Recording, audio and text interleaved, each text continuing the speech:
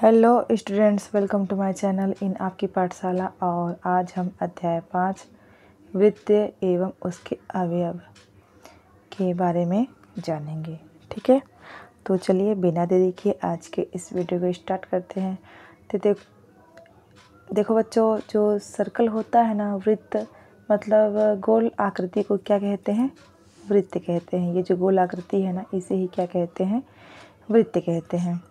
और इसके बारे में और भी पाठ मतलब क्या क्या दिया गया है, चलो देखते हैं। ठीक है, तो देखो, अनु ने कक्षा 6वीं में वृत्त के पाठ में पढ़ा था कि वृत्त के प्रत्येक बिंदु की केंद्र से दूरी समान होती है ना। ये केंद्र है ना वृत्त का। ठीक है, और यही दूरी क्या कहलाती? त्रिज्या। ये त्रिज्या है, देखो ये त्रिज्या है ये, और यहाँ से ऐसे आएगा ये सारी क्या कहलाएंगे? त्रिज्या, है ना। उसको विभिन्न मापों का वृत्त बनाना भी आता है। ठीक, चूड़ी से वृत्ताकार आकृति बनाना और नए नए डिजाइन बनाना तो उसका प्रिय खेल है। किसका? अनु का, है ना। एक दिन उसकी एक चूड़ी टूट गई। उसने चूड़ी के टुकड़ों को निश्चित स्थान में रखकर फिर से चूड़ी बना ली और पेंसिल की सहायता से एक वृत्ताकार आकृति भी बना ली। अनु सोच ही रही थी कि जिस प्रकार चूड़ी के कई टुकड़े हो सकते हैं, वैसे ही क्या वृत्त के भी कई टुकड़े हो सकते हैं? बिल्कुल हो सकते हैं, है ना। आप क्या सोचते हैं? आप शायद सोच रहे होंगे कि जब चूड़ी के टुकड़े हो सकते हैं तो वृत्त के क्यों नहीं? बस यही तो सोच ही रहे हैं ना। जब चूड़ी के हो सकते हैं तो उसके भी हो सकते हैं वृत्त के। ठीक है, अब देखो आगे, आइए इन प्रश्नों के उत्तर ढूंढते हैं। कक्षा 6वीं में आपने पढ़ा है कि वृत्त के किन्हीं दो बिंदुओं को मिलाने वाली सरल रेखा, है ना, जो वृत्त के केंद्र से होकर गुजरती है ना। देखो, केंद्र से होकर गुजर रही है ना, वो क्या कहलाती? व्यास। मतलब ये क्या है? पूरा मतलब दो त्रिज्या मिलेंगे तो क्या हो जाएगा? वो व्यास बन जाएगा, है ना। और आधा रहेगा, है ना, केंद्र से आधा मतलब ये रहेगा तो क्या है? वो त्रिज्या है, आधी दूरी, है ना। अब पूरा कर चला गया तो क्या कहलाया? व्यास कहलाया। ठीक, इसके बारे में हम पहले भी क्या कक्षा 6 में पढ़ चुके हैं। अब आगे देखते हैं क्रियाकलाप 1 को। कागज पर किसी भी त्रिज्या का एक वृत्त खींचना है एवं वृत्त के केंद्र को चिन्हांकित करना है। ठीक है, वृत्त में एक व्यास खींचना है, इसको ही इसकी सहायता से हम समझते हैं। ठीक है, व्यास के सापेक्ष वृत्त को काट लेना है। क्या कटे हुए दोनों भाग समान हैं? क्या किसी वृत्त को व्यास के सापेक्ष काटने पर वो दो समान भागों में विभाजित हो जाती है? बिल्कुल हो जाती है ना। दो भागों में हम काटेंगे तो वो हो जाएगी। जैसे मान लो इसी वृत्त को देखो, दो भाग में बंट गई ना। अब देखो क्रियाकलाप 2 में क्या बताया है। नीचे दिए गए वृत्तों पर कुछ बिंदुएं अंकित है ना। इन्हें मिलाने पर कौन सा रेखाखंड वृत्त को दो अर्धवृत्तों में बांटेगा और क्यों? देखो 5.1 में क्या है? पहला, ए बी व्यास है। जो ए और बी है वो क्या है? व्यास है ना। क्यों? क्योंकि ये पूरे पूरे केंद्र से होकर गुजरी है ना। एवं ए सी, ए डी और डी सी, बी डी और बी सी, ये क्या हैं? इसकी जीवाएँ हैं। ठीक, और प्रत्येक जीवा वृत्त को क्या करती है? दो वृत्त खंडों में बांटती है। इस वृत्त की परिधि के भाग को इन वृत्त की परिधि के भाग को क्या कहते हैं? चाप कहते हैं। ठीक है, जैसे चित्र 5.1 में है ना, ON, NM, ML, PO इत्यादि क्या है? चाप हैं।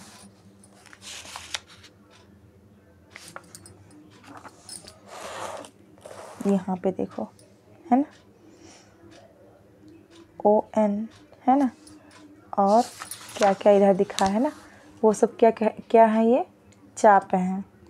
ठीक, अब इसको समझ गए हैं तो यहाँ पे देखो क्या है, इसको हम देखते हैं। चाप वृत्तखंड द्वारा वृत्त पर बनाया गया कोण, है ना, कि कोण कैसे बनता है। देखो चित्र 5.5 में एक त्रिभुज ABC दिया गया है जिसके सभी शीर्ष A, B व C वृत्त पर स्थित है ना। ABC शीर्ष पर है ना। यहाँ BXC द्वारा वृत्त के बिंदु A पर कोण BAC बनाया गया है। क्या आप चाप CYA और AZB द्वारा वृत्त पर बने कोण को पहचान सकते हैं? कोणों की पहचान कर लिखना है, ठीक है। देखो ना, जैसे क्या है BXC पर क्या है, द्वारा क्या है, वृत्त के बिंदु A पर कोण क्या बना है, BAC बना है। तो यहाँ पे से इसको ले लेंगे, C को ले लेंगे, तो क्या हो जाएगा, देखो यहाँ पे CYA पर, है ना, CYA पर वृत्त द्वारा, है ना, चाप में, है ना। तो यहाँ पे कोण कौन सा बन गया, CAB, ठीक। उसी तरह से और भी क्या है, देखो ये बना है ना।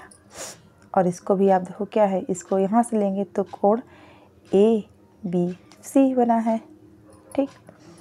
अब हम आगे बढ़ते हैं सीधे प्रश्नावली 5.1 की ओर।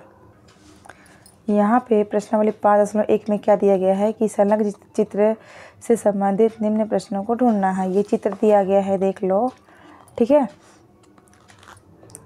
और पहला प्रश्न देखो क्या है कि चाप ABC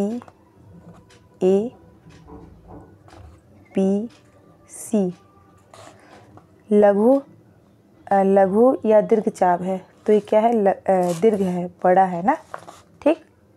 ABC देखो ना, बड़ा सा है ना, बड़ा है इसलिए ये बड़ा रहेगा, ठीक।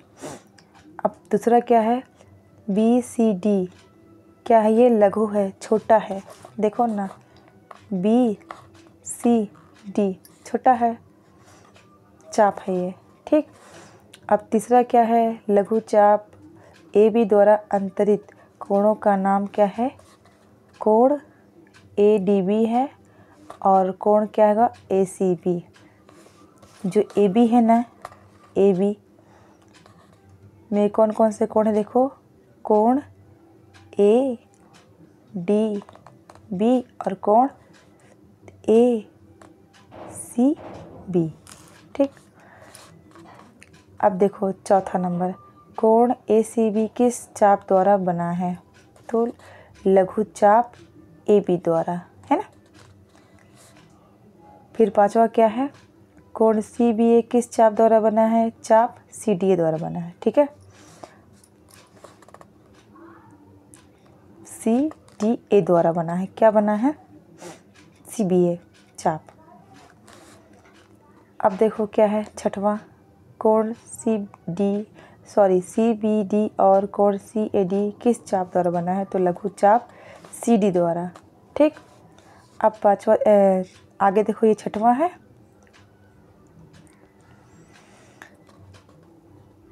अब सातवां नंबर, चापों द्वारा बिंदु D पर बने कोणों का नाम क्या है।